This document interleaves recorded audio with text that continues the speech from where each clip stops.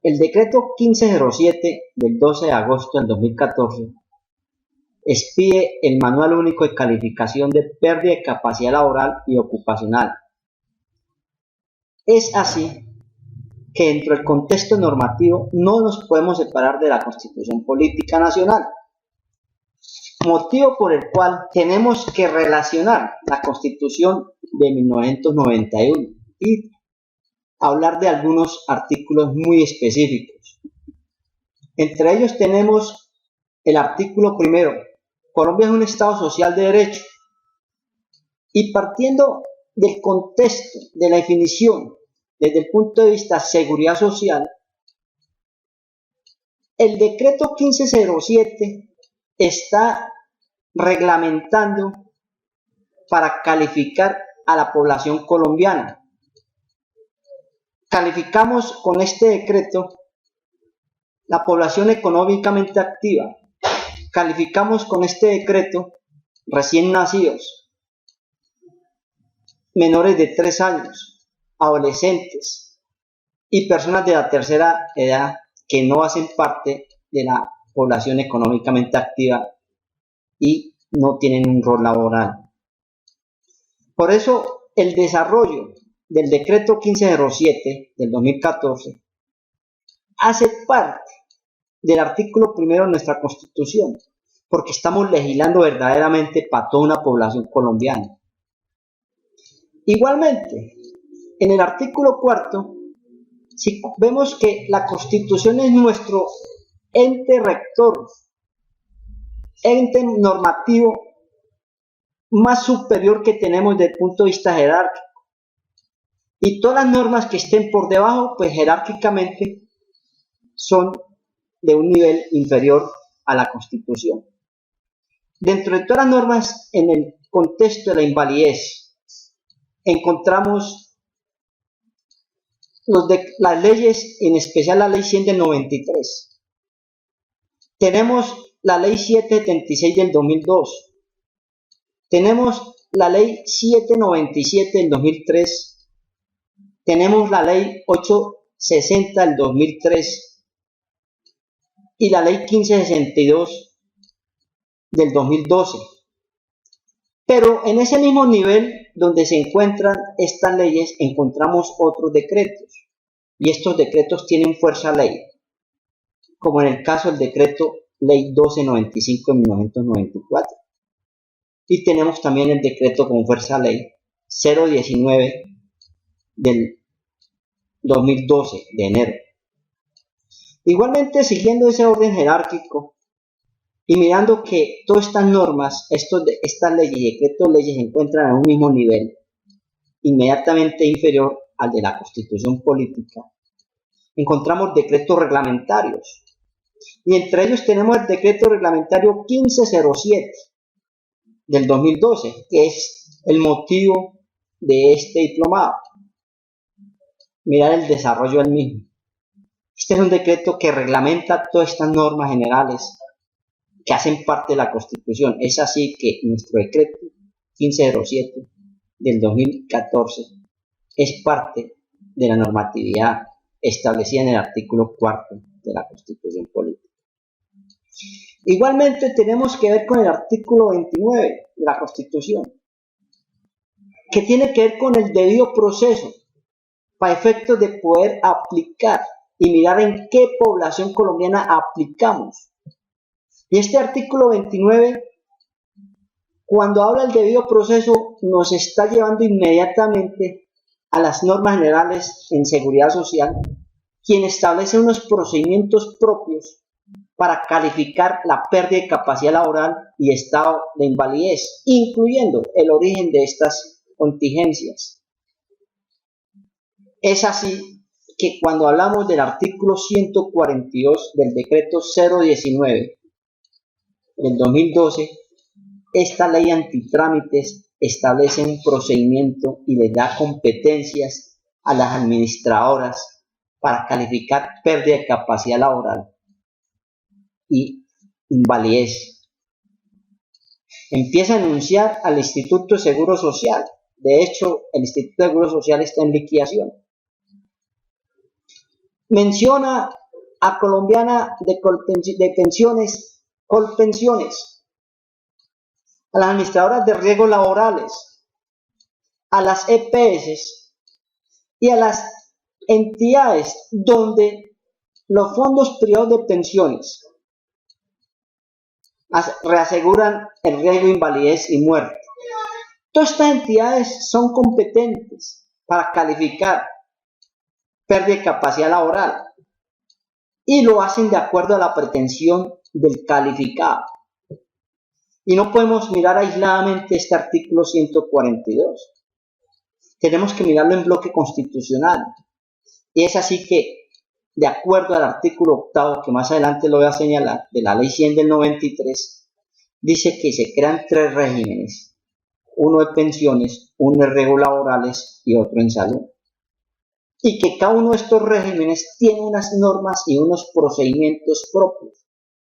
Por eso cuando hablamos del artículo 142 del decreto ley 019 del 2012, el decreto antitrámites, le da facultad a estas entidades para que califiquen de acuerdo al régimen y a las normas propias de cada uno de ellos. La seguridad social es un servicio público de carácter obligatorio y el artículo 48 de la Constitución dice que podrá ser prestado por entidades públicas y privadas. Este artículo constitucional le da oportunidad a que el sector privado y el sector público administren seguridad social. Por eso vamos a ver que la ley 100, en desarrollo, este artículo 48, crea estos regímenes que acabo de mencionar. Y no nos olvidemos de que las actuaciones de estas entidades que están facultadas se siguen a los postulados de la buena fe, como lo establece el artículo 83 de la Constitución.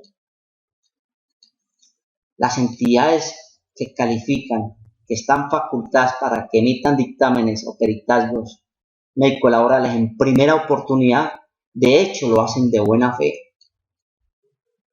Y ante cualquier duda de un calificado o de un interesado, pueden elevar una inconformidad a estos dictámenes, de estos peritazgos, para que otras instancias, en primera instancia, como son las juntas regionales de calificación de invalidez, y en segunda instancia la Junta Nacional de Calificación de Invalidez, pues diriman dichas controversias o apelaciones que se interpongan. Entonces, una entidad cuando califica no lo hace de mala fe, porque si una entidad dice usted es inválido y le otorga una pensión o una prestación económica por una incapacidad permanente parcial, como es una indemnización a nivel del Sistema General de Riesgos Laborales, lo está haciendo de buena fe. Decir que en ningún momento estas actuaciones a nivel de nuestras entidades mencionadas en la ley antitrámites para calificar pérdida de capacidad laboral en primera oportunidad lo hacen en aplicación de la Constitución, de nuestra Carta Política. Me regreso al artículo 53 de la Constitución, y este artículo 53 establece unos principios mínimos fundamentales, tales como la garantía a la seguridad social. Y como una parte, como una actividad para garantizar la seguridad social, es el de emitir unos dictámenes, unos peritazgos médico-laborales. Entonces tampoco veo problema con el artículo 53 de poder expedir un dictamen, un peritazgo, por cualquiera de las instancias, llámese en primera oportunidad, llámese en primera instancia o llámese en segunda instancia. Eso es para garantizar la seguridad social en lo que tiene que ver con la pensión de invalidez, con las indemnizaciones que correspondan al año. Cuando vemos la ley 100 del 23 de diciembre de 93, es nuestra ley marco general en sistema de seguridad social integral. Como una ley que se expide en desarrollo de la Constitución política, como lo vamos a ver en su artículo 8. Y en este artículo primero empieza a decir nuestra ley general, la ley marco de la seguridad social, que tiene por objeto garantizar los derechos irrenunciables de las personas mediante la protección de las contingencias que se afecten. Cuando hablamos de las contingencias, son las contingencias bien sea por riesgos laborales, por riesgos comunes, o la contingencia en especial, la pérdida de capacidad laboral en un grado o más. Igualmente, el mismo artículo sigue estableciendo que este sistema de seguridad social integral comprende las obligaciones del Estado y la sociedad, las instituciones y los recursos destinados a garantizar la cobertura de las prestaciones de carácter económico. Y hacemos referencia a estas de carácter económico por cuanto un dictamen, un peritazgo médico laboral, y de acuerdo al grado de pérdida de capacidad laboral, van a tener derecho en riesgos laborales a unas indemnizaciones. En riesgos laborales y en riesgos comunes van a tener derecho a unas pensiones, una pensión de invalidez, una pensión de sobrevivientes, una pensión o una sustitución pensional. Igualmente, se va a tener derecho a unas pensiones de vejez anticipadas por hijos inválidos, a unas pensiones de vejez anticipadas por tener deficiencias de 50% más, para efectos de que se le reconozca una prestación tales como una indemnización o una prestación tal como una pensión. Igualmente, el artículo 2 nos genera unos principios y empieza a decir que la ley 100 debe ser con eficiencia.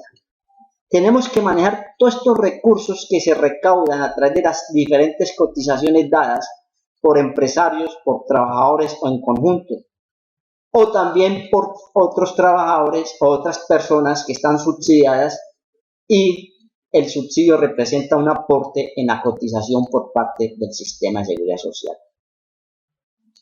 Esos recursos bien administrados nos da la garantía de estas prestaciones económicas que a nivel general acabamos de mencionar. Y cuando hablamos de universalidad, estamos hablando de que se protegen todos los que estemos afiliados al sistema integral de seguridad social, bien sea como beneficiario o como cotizante, llámese contributivo, llámese subsidiado. Entonces, esa es la universalidad para aquellos que estamos totalmente cubiertos o afiliados al sistema. La solidaridad es mutua. Esa solidaridad nos la dan desde el punto de vista de aportes de seguridad social, tanto empleadores como trabajadores. La integralidad para manejo de las contingencias, bien sea de origen profesional o de origen común, o la contingencia por una pérdida de capacidad laboral. Seguimos hablando de la Ley 100 del 93 en su artículo 5. El artículo 5 dice que se crea el sistema de seguridad social integral y establece que en desarrollo del artículo 48 de la Constitución Política se organiza el sistema de seguridad social integral, cuya dirección, coordinación y control está a cargo del Estado, como se fijen en la presente ley, la Ley 100 del 93. Y es donde miramos que este artículo 5 de la Ley 100 se apoya en el artículo 48 de la Constitución Política, donde establece que la seguridad social puede ser administrada por el sector privado y el sector público. Igualmente, el artículo 8 de la misma ley 100 del 93, nos dice que el sistema de seguridad social integral es un conjunto armónico de entidades públicas y privadas, normas y procedimientos y está conformado por regímenes generales en pensiones, en salud y en riesgos profesionales. Y es así que les decía a ustedes que para dar aplicabilidad o interpretar el artículo 142 del decreto 019 del 2012, la decreto ley antitrámites, tenemos que mirar en bloque constitucional de acuerdo al artículo 8. Por eso es que le da oportunidad que las entidades públicas y privadas que administran uno de estos regímenes pueden calificar pérdida de capacidad laboral, invalidez y el origen de estas contingencias, de acuerdo a estas normas y procedimientos que se desarrollan en la Ley 100 del 93, llámense en sus normas que la complementan o la suplementan. Y tenemos un resumen muy general de los tres regímenes. Tenemos el régimen de pensiones que está regulado por la Ley 100 del 93, por la Ley 797 del 2003 y la Ley 860 del 2003. Estoy hablando de las normas generales para efectos de invalidez por riesgos comunes. Y lo mismo, el Sistema General de Salud, pues lo regula también la Ley 100 del 93 y una serie de leyes que la complementan, como es la Ley 1438 del 2011, la 1392 del 2010, la 1393 del 2010, la 1122 del 2007. Y el Sistema General de Salud están conformados por las EPS que todos conocemos y las instituciones prestadoras de servicios de la ley. Y por último, el tercer régimen de riesgos laborales, pues de hecho también lo regula la Ley 100 del 93, el decreto con fuerza Ley 1295 del 94, la Ley 772 del 2002 y la Ley 1562 del 2002. Es así que vamos a hablar de cada una de estos regímenes para efectos de aplicar el manual único de calificación de la pérdida